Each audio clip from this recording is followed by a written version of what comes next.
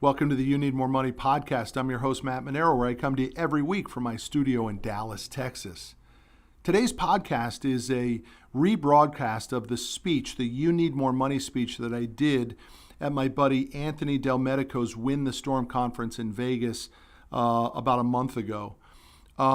It was the first full-blown speech in front of 2,000 people that I did on You Need More Money, the book. And there was a great slide presentation that went along with it. Next time you see me speak or we get together, I'll probably be speaking on this. Will be the primary topic that I speak on for 2018. So this is the speech. It was a big success. I was fortunate enough and grateful enough at a line of people waiting to talk more about You Need More Money when I got off the stage. But here's the speech, the first big audience speech that I did in 2018 on You Need More Money, the book. Enjoy it.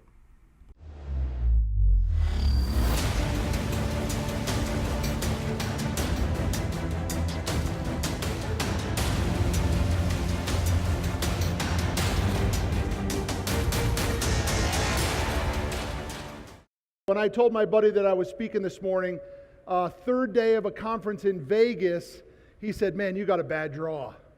And I said, "Well, that's one way to look at it, my friend. But if you're here at this time slot on a third day of a conference in Vegas, give yourself a hand because you want something. So come on. Come on. You're here for a reason, and I'm going to give it to you. For the next 30 to 40 minutes, I'm going to drop all the knowledge I can on something that nobody wants to talk about, which is why you need more money, I need more money, and we need more money. I challenge us to remember that as we go through this quick presentation, and I want to start with a story because this book is an incredibly personal story for me. And it really began on Easter Sunday a few years ago. My brother-in-law, John, and his wife and his 4 children had moved to Dallas, Texas, where we live. And it was a fantastic opportunity for our families because my family of 5, his family of 6 got to spend a lot more time together. But even more importantly than that, my mother-in-law, Gigi, and my beloved wife, Rocky, got to dote on John. John walked on water for them. And when we saw each other that Easter Sunday, everybody got up to give each other hugs. The kids went outside to play football in the park, and I got to John at the door, and he looked different. I said, "Wow, John, it looks like you've lost some weight." And he said, "Yeah, I probably lost about 5 pounds." And in my mind, I said, "Boy, it seems like a lot more than 5 pounds, like 20 pounds. When Gigi busted out all the food for us, John and I used to just take it down. I mean, just eat. He just picked at his plate that day. After dinner, we sat down on the couch to watch the game. Instantly, John was asleep. And a few minutes later, he woke up in a panic. He grabbed my arm, looked at me with a look that I'll never forget, and said, "I haven't felt like a shit in months. I'm going to the doctor in the morning to get it checked out." That should have been that. My brother-in-law, John, beloved by his family, considered unstoppable by my wife and my mother-in-law, should have gone to the doctor. He should have gotten a shot and back to work on Tuesday. But the doctor he saw that day immediately sent him to the emergency room. And my brother-in-law, John, at 46 years old, was diagnosed with stage 4 cancer. And the lives that we had worked so hard to build and protect would never be the same. You see, after that experience, folks, this is a controversial comment for some people, but not for me. You will never convince me that money isn't important and that money doesn't matter. Period. Ever.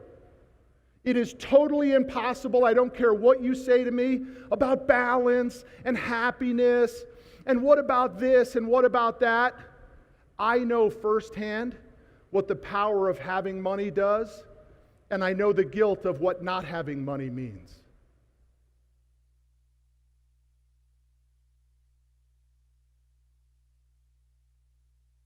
Nobody taught me the game of money. I had to learn it myself. I had no mentors. I had no coaches. I started, as John said, in a dumpy one-bedroom apartment with a phone and a folding table and a yellow pages. And I built a very successful business that I'm very proud of. I didn't do it alone. My team did it. I've got some people that have been there 17 years, 15 years, 12 years, 8 years. I didn't do it alone. But along the process, I learned one thing. I learned that money is a win or lose game. Period. There is no gray area. We want there to be a gray area with money, but the reality is there isn't. And whether you determine whether you won or lost at age 26 or 36 or 46 or 86, you will have to come to grips with the fact of, did you win or did you lose? So what does a win mean? A win means you get to live your lifestyle by design. Everything you told your wife or your significant other that you would have, the Tuscany summers, the RV around the country, the ability to see the grandkids anytime we wanted, the house at the beach or maybe the house in the mountains. You will either get that or you won't. The most important thing that we can remember, folks, is this. The money is moved. We're chasing these old numbers. Let me show you some data of what I'm talking about. In 2000 versus 2016, the average home price was $161,000 in 2000. In 2016, it's $242,000. In 2000, the average rent was $635. In 2016, it's $890.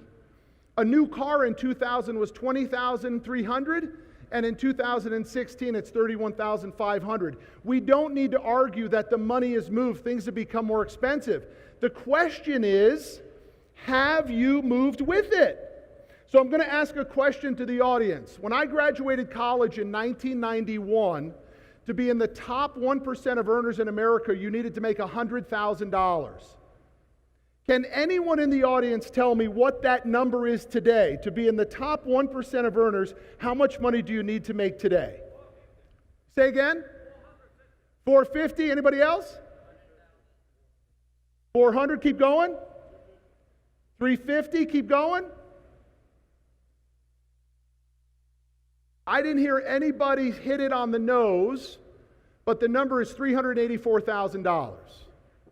So if you feel that you were close enough to that, come up afterwards and get your copy of the book, okay? The number is $384,000. But listen, isn't $100,000 still a good number? Don't we know a lot of people that think $100,000 is something that should be celebrated or achieved? You see, the money's moved, folks. Have we moved with it? That's the question. The biggest detriment to your financial security moving forward is your mindset towards it. And the mindset that I'm referring to is what I call hashtag false positive. If you do social media, hashtag false positive on Twitter. Push this one out because it's unbelievably detrimental.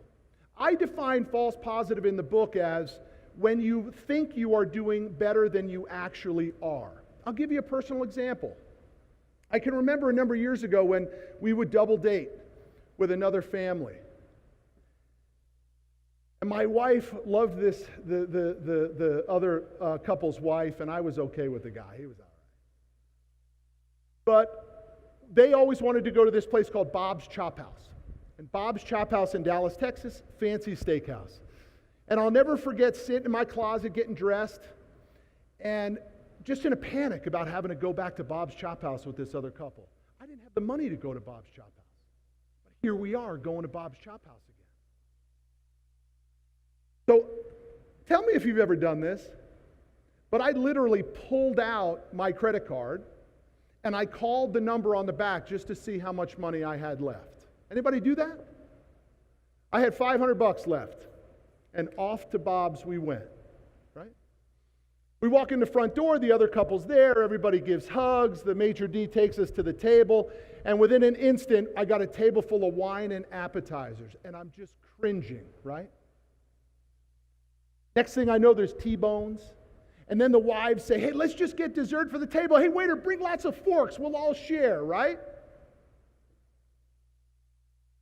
I excuse myself from the table, I go to the restroom, and what do? Come on, y'all. I pulled out the credit card and I called the number on the back again just to see if I really had the $500, right? Who's done that? Anybody? And then in the moment of tremendous false positive, you know what I did? On my way back to the table, I found the waiter, and I said, "Hey, waiter, put it on this." And I sit at the table, and the waiter comes back, and he says, "Mr. Manero picked up the tab." That's false positive, y'all. That's false positive. I'm going to give you the details that nobody gave me. This is the way I see money. Let me be clear. I'm not a CPA. I'm not a financial planner. I'm a guy who started from nothing and built something meaningful. This is my interpretation of what the money situation looks like. Life begins at $150,000 a year. Life gets better at $250,000, and life gets real good at $500,000. The publisher of my book, which is Penguin, a top 4 publisher in New York, made me take this out of the book. They said these numbers are so far-fetched compared to what the American public believes they can achieve that it will discount the credibility of the book. I'm going to leave that up to you guys. You see, I know that's not true. That information that was delivered to me from the publisher is incorrect. This is how it plays out, y'all. Life begins at $150,000, life gets better at $250,000, and life gets real good at $500,000. Because here's what happens. When you get to $150,000, you actually begin to say like, man, I got a little breathing room. I mean, let's be straight. There's no breathing room at 50 grand. There's no breathing room at 75 grand. There's no breathing room at 100 in a lot of places. At 150, you start to say, man, I got a little breathing room. At 250, something amazing happens. You actually begin to build confidence. And you begin to say to yourself, man, I can make moves now. I got a little extra. And at 500, you start to say, I see $1 million pretty damn quick. And when you see $1 million, I promise you, you can see $2 million. After John was diagnosed with cancer, I went to the hospital to see him. I'm a business guy, dude. I'm a data-driven guy. I'm a nuts and bolts. I'm a chop wood. I'm a blocking and tackling kind of guy. I go up to the hospital to build the game plan, the war chest to get John better. And I said, John, let's tackle this thing. Let's kick this cancer. I said, who is your health insurance provider? And John looked at me straight in the eye and said, we don't have health insurance. I said, John, if something doesn't go right here and you don't get better, let's talk about life insurance. John said, we don't have any life insurance either. And I said, John, we got to talk about cash. Because there ain't no zero down financing for cancer treatment when you have no health insurance. How much cash you got? He said, Lori and I have $100 in the bank. No health insurance, no life insurance, and $100 in the bank. He worked 25 years. And he had that little to show for it. If you guys take one thing from me today, please get life insurance. I'm not a life insurance sales guy. I have no affiliation with anyone. There's no name of who I recommend. I recommend Google, term life insurance, whatever city you live in, and buy as much of it as you possibly can. Because let me tell you how it plays out. If my brother-in-law had spent $50 a month on a term life insurance policy, he probably would have left his wife and children $250 grand. So when you've got 50 grand in income, and you're like, man, this guy Manero is telling me bogus stuff. I can't make money moves. How could I possibly have enough to take care of my family? If you have $50 a month, you can hedge your brokenness with term life insurance policy. $50 gets you $250. If my brother-in-law had died with a term life insurance policy that cost him $50 a month, he could have left his family $250. And listen to me, that would have changed everything. Money solves problems. Money helps people. I told John that day, I'll help you any way that I can. And he looked at me and said, just do one thing for me. He said, don't let my family go homeless. My wife and I took care of all of John's bills for that period of time in an effort to get him better. And Those checks that I was so fortunate to write were so more meaningful for me than they were even for him. I told him, don't worry about it, John. There's no chance that we would ever let your family go homeless, and that's how it played out. I want to start to move into some concepts here. I'm going to throw some serious stuff at you here for the next 15 minutes. Concepts right out of the book on how you can make more money. So let's get into it. I believe there are 3 types of mindsets when it comes to money. The first is called the blamers. Guys, we want to stay away from the blamers. They are poisonous to us. The blamers are the ones that say, oh, it's such and such in the White House. Or they're the ones at the games who bitch and moan to the refs, right? I coach my little kids' sports, and I say to them, if I ever see you guys do this to the refs, I'm going to immediately pull your ass off the field. Because the refs never change the call. The blamers never get what they want. The game doesn't change for the blamers. If you let blaming creep into your mind, I'm begging you, get it out. If you surround yourself with people who are blamers, I'm telling you, run. The next mindset are what I call the dreamers. The dreamers are the people that are actually really fun to hang out with.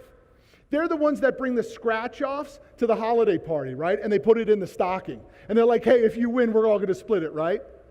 The dreamer says things like, one day when I win the lottery, the dreamer says, if I only bought that corner lot 20 years ago, could you imagine what that would be worth? See, I love the dreamers. I love hanging out with dreamers. But they miss one thing. The ability to pull the trigger and make the moves and actually write the check. And I prefer to choose to be with game facers. Game facers are the ones that know how to win. They are not afraid of challenges. They embrace the challenges. They blame no one. They love to dream or visualize, but they have the guts to pull the trigger. You see, I'm not a beans and rice and beans guy. I'm not a drive your minivan till it blows up to make your money guy. I'm not a watch your cable bill and take it from $115 to $75. I want to earn my rich. You won't save your rich.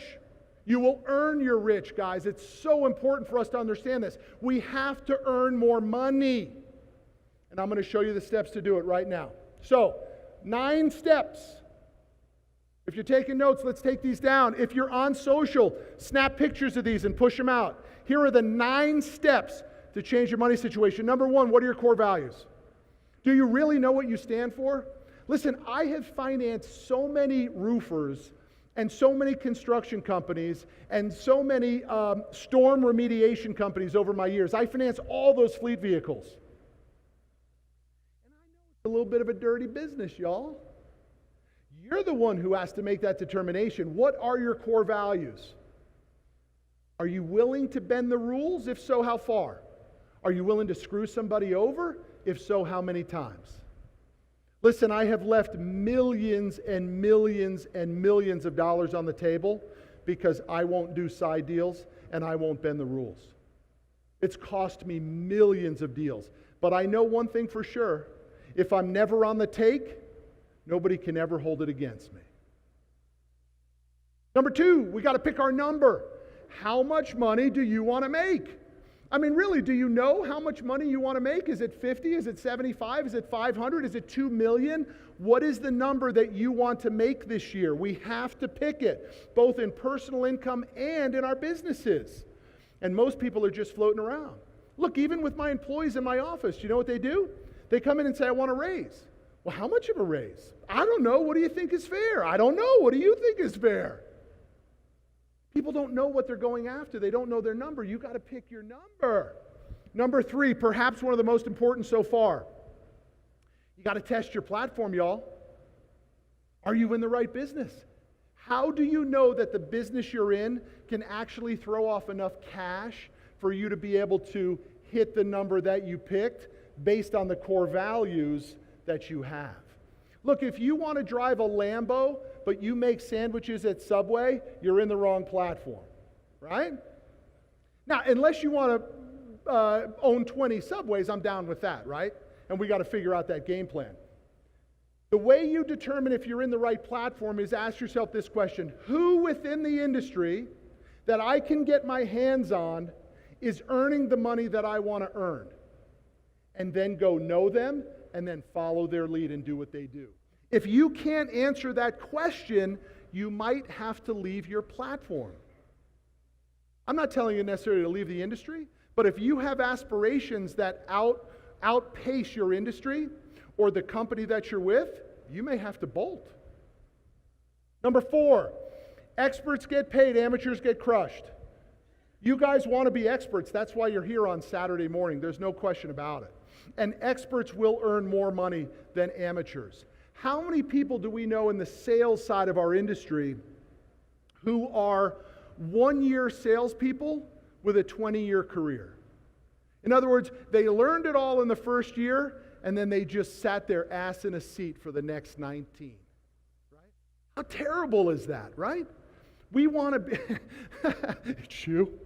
We want to be experts because experts get paid and the amateurs get crushed.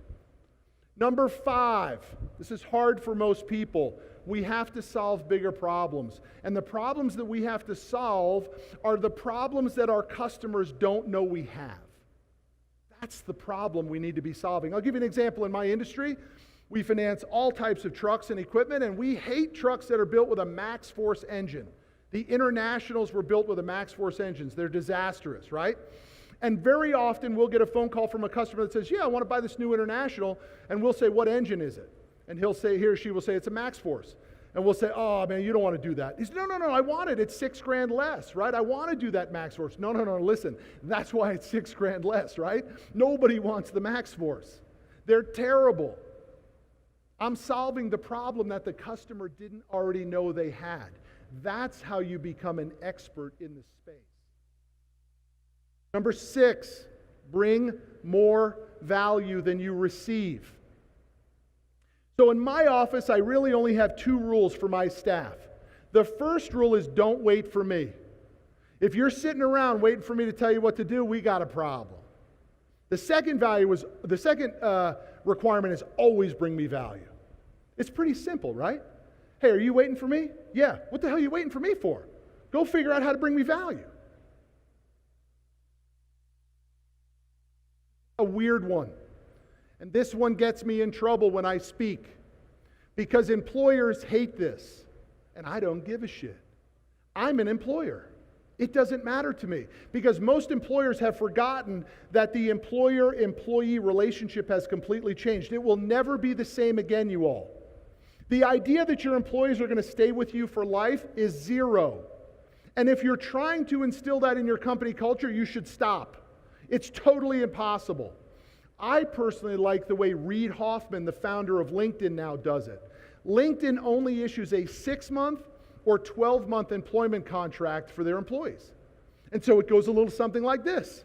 They agree to work their asses off for each other for 6 months. At the end of 6 months, they sit down and say, hey, was that a pretty good experience? Yeah, it was. You want to do it another 6 months? Yeah, let's do it another 6 months. See, that works for me. Because I understand that everyone is their own personal ATM machine. The company is not the personal ATM machine. The individual within the company is the personal ATM machine. And when we begin to realize and look at ourselves like that, we begin to make more money. Because when we get to be an expert, and we always bring more value, and we've picked our number, and we have the ability to go into our boss and say, I'm extremely valuable and I don't want to hear a 3 or a 5% pay raise. I'm talking more like 25 or 50% pay raise because here's the value I've brought and here's the ROI attached to it. Dude, now we're talking. Now we can move the needle of net worth.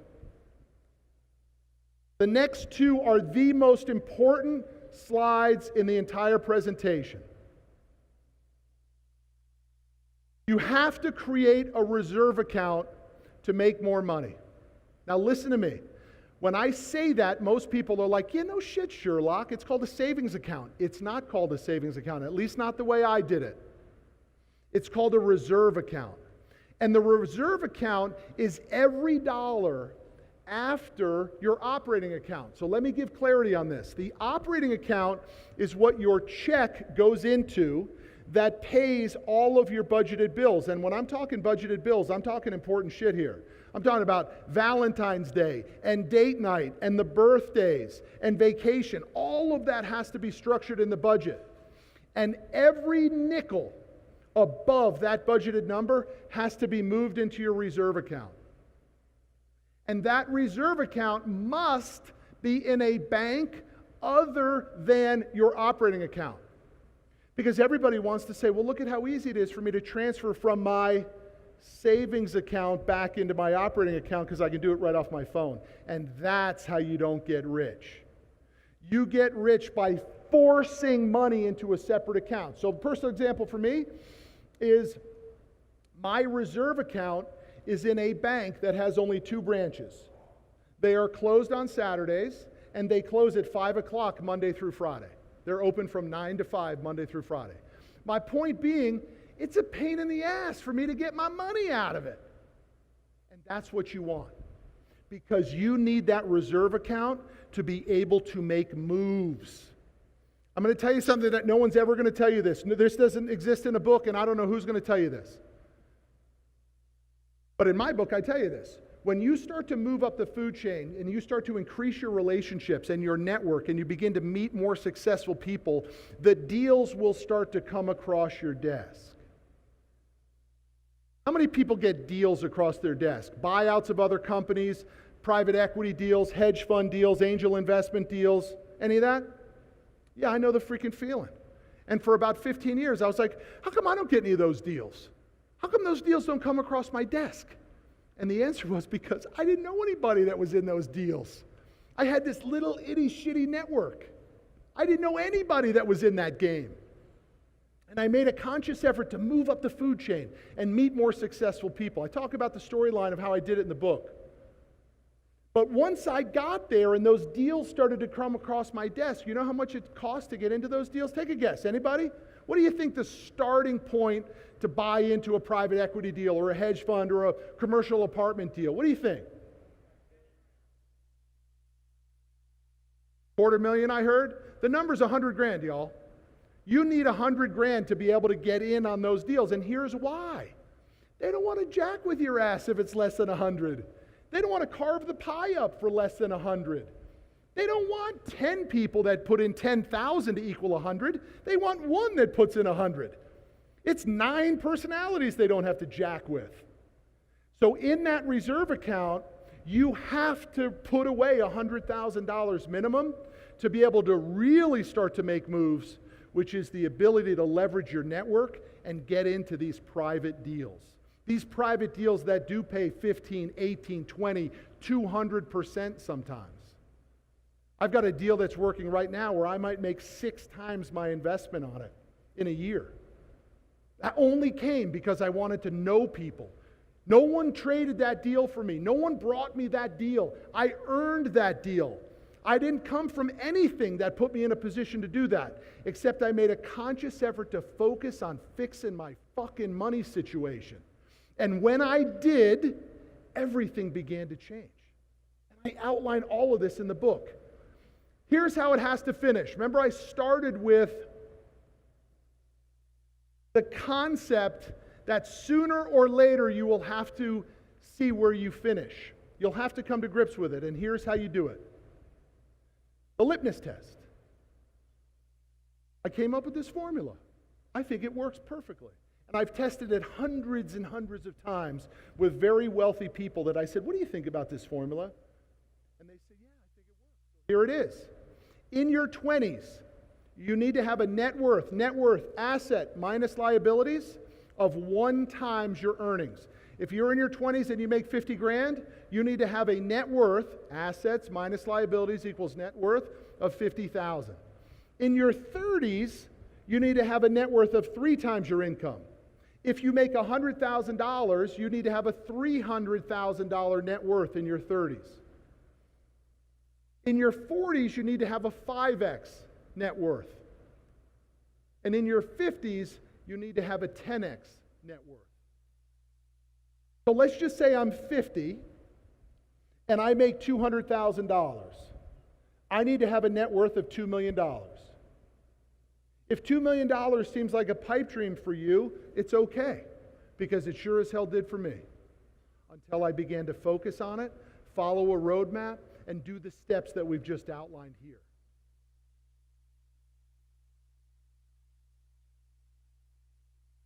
The doctors at Parkland Hospital in Dallas, Texas, which is where you go when you don't have insurance, concocted a magical chemo cocktail for my brother-in-law, John. They said if the cocktail works, he's got 6 months.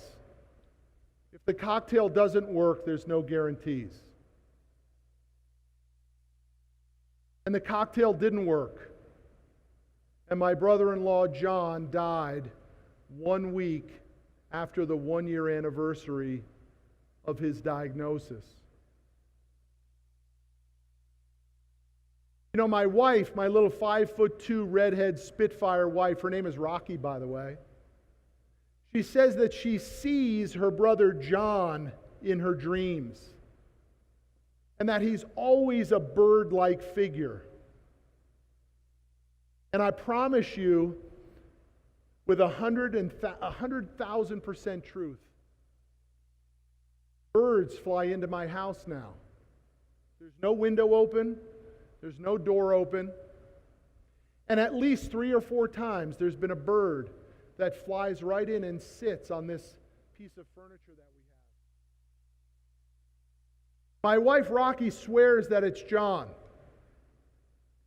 And she'll just let the bird stay there because she feels John through the bird. And then she'll open the door and the bird will fly away. I have flown hundreds and hundreds of thousands of miles. And I have never once seen a bird in an airport. And on 2 occasions with my Rocky by my side, sure as shit, a bird flew and perched itself right next to the little rocker. She knows that's her brother, John. Now, my wife and I have been together 21 years. We have 3 beautiful sons. And I know my wife loves me. But I can tell you for sure that my wife loved her brother John more. They just had that relationship. And so we have this responsibility to get our money right. Because in the end, we get one shot at it.